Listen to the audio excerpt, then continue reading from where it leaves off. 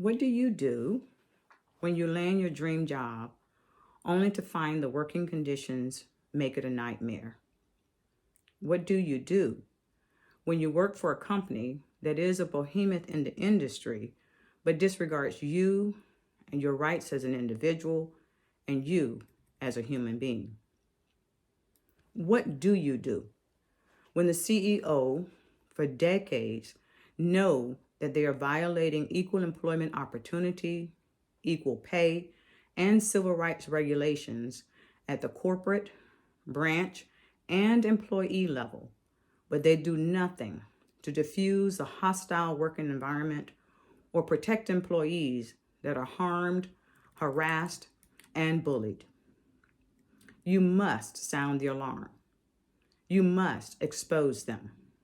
Demand investigations and accountability from regulatory organizations, corporate peers, investors, and the media. Hi, I am Gina Pryor, Colonel, United States Air Force, retired. I served over 36 years in the Air Force. During my career, I served at the White House, I served at the Pentagon, I served at base and command level. I served throughout the United States and the United Kingdom. Never in those 36 plus years of service was I consistently exposed to and treated with hatred like I experienced at Morgan Stanley. Not because I'm a disabled veteran, not because I'm female, not because I could not do my job. No. It was because of the color of my skin. I am Black. As a military commander, it was my responsibility to set the standards for my team, to represent the core values of the Air Force, to protect everyone that served under my command. If the individual did not comply with standards, laws, and regulations, it was my responsibility to ensure there were repercussions and consequences. Mr. James Gorman has been the CEO at Morgan Stanley Wealth Management since 2010 and in management since 2016. Two of the core values at Morgan Stanley are, first, do the right thing, which means to act with integrity. And second, commit to diversity and inclusion, which means to value individuals and cultural differences as a defining strength. If Morgan Stanley adhered to these core values, why then, in the New York Comptroller, request a release of Morgan Stanley's EEOC-1 report, which details hiring statistics? Why, on June 9th, 2020, Mr. Gorman said that he was, quote, moved by the protests and global outrage in the aftermath of the racist murder of George Floyd, that he created a new institute for inclusion for groups.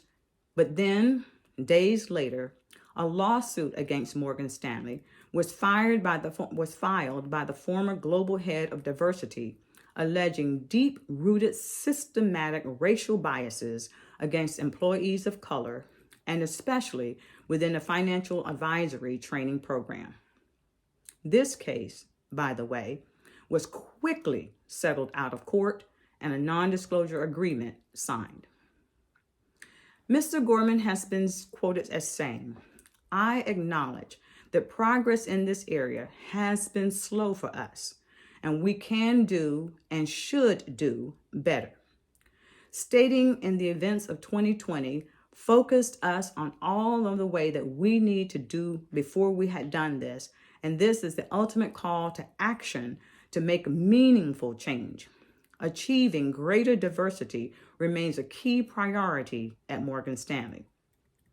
In congressional hearings shortly after the firing, he said, quote, "We value the individuals and their problems that we have as far as making sure we treat individuals in accordance with regulations." The problem is not with the individuals.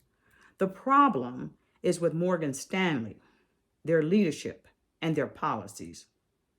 So what has Mr. Gorman done in the past 13 years in his role as CEO and the past 16 years in management? He and his lawyers have changed policies, not racial practices. In my research, I found decades of malignant and cancerous culture of racism, unequal pay, and sexual discrimination documented in lawsuits that were settled out of court. Mr. Gorman and his senior executive officers offer excuses instead of solutions.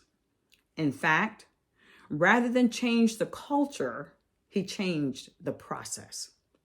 Individuals that are discriminated against can no longer sue Morgan Stanley. Instead, they must go through a formal arbitration and mediation. What this is in this process is that Morgan Stanley is trying to discourage and bury former employees and drag cases out for decades. Currently, there are some 10 cases, discrimination cases, still ongoing in the courts. Some have been in process 5 to 10 years. One advisor, in an open letter, said, "During a training session held in New York City, we were told Morgan Stanley hires the biggest and most aggressive law firms to fight lawsuits. The message is clear. Do not think about suing Morgan Stanley because we always win," unquote. And the numbers don't lie. Mr. Grossman, Chief of Legal Affairs, is the highest paid corporate lawyer in America.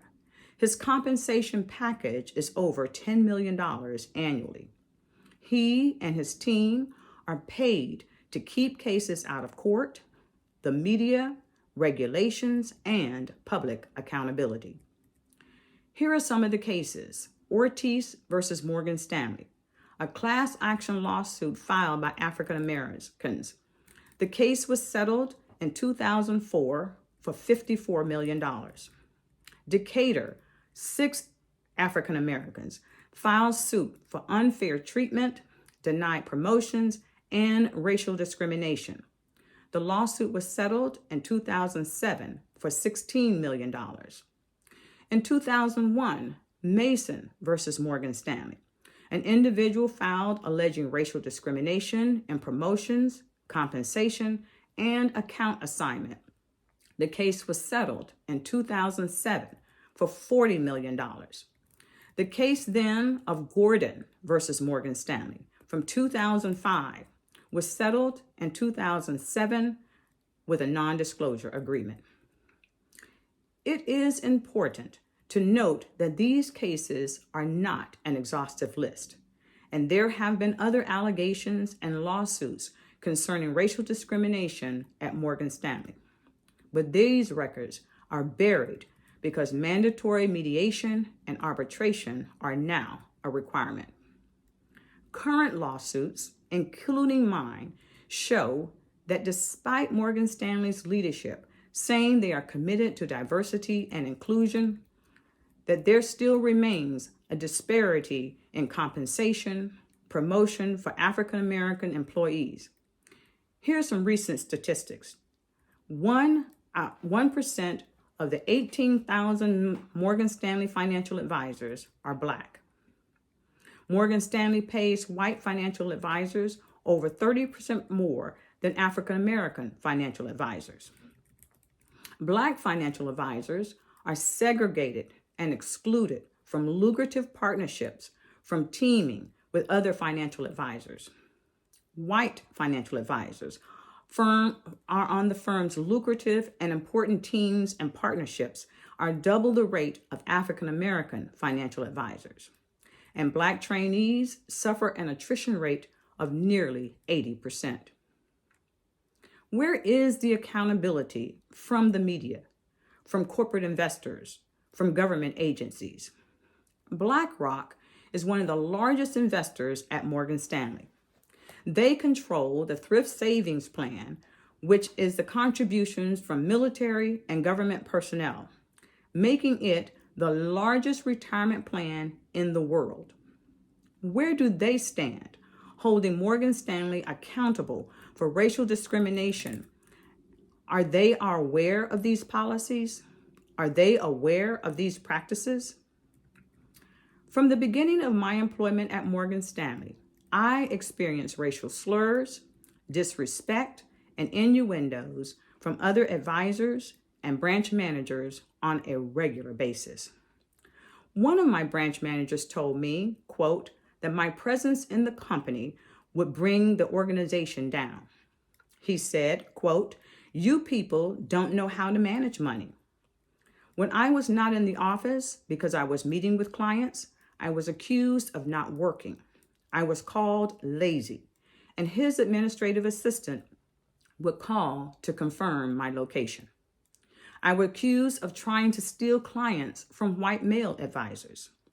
And although our offices were less than 5 feet apart, my manager would go for weeks without speaking to me.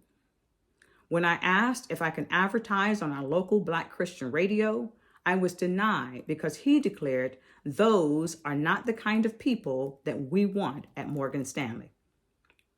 More than once, older and young white male financial advisors told me, quote, they would never work with me or team with me because I would not be accepted in the homes, the country clubs, or the locker rooms of Morgan Stanley clients. In other words, it's okay for a Black person to be their housekeeper, to be their cook, to be their driver, or to perform any other labor for them, but not as a financial advisor. Other financial advisors said that they were, quote unquote, forbidden to team with me, but they would not provide me with details of who and why.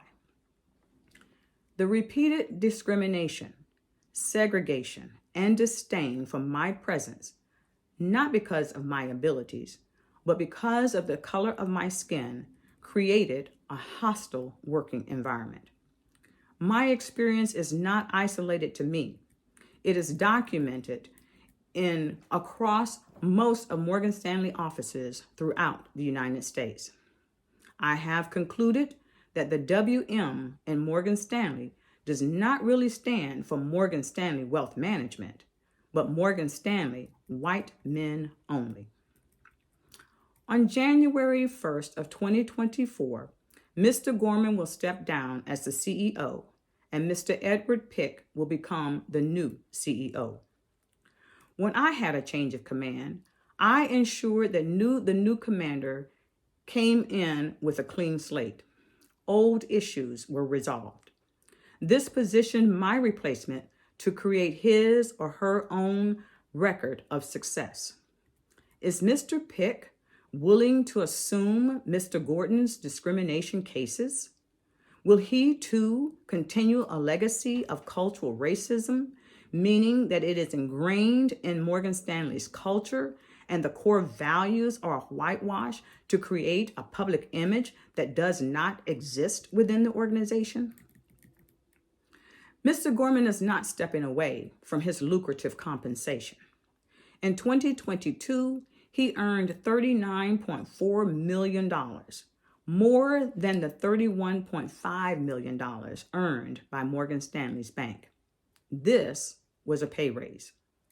The board of directors have agreed to pay him, Mr. Pick, and other co-presidents a $20 million retaining bonus to remain at Morgan Stanley in 2024. I am sharing my story because I want accountability and compliance at Morgan Stanley. Where is the accountability by the EEOC? Reporters from magazines and newspapers like the Washington Post, The Guardian, and Forbes. Where is the accountability as far as investigative reports from organizations like 60 Minutes, 2020, MSNBC, and others? If you worked or was a client at Morgan Stanley, please share my story by tagging this post, sharing it with friends and family. And I encourage you, If you have experienced this, write a letter, maybe to Good Morning America, and share your story. Morgan Stanley's racist practices need to come from out of the shadows before the change of leadership in January.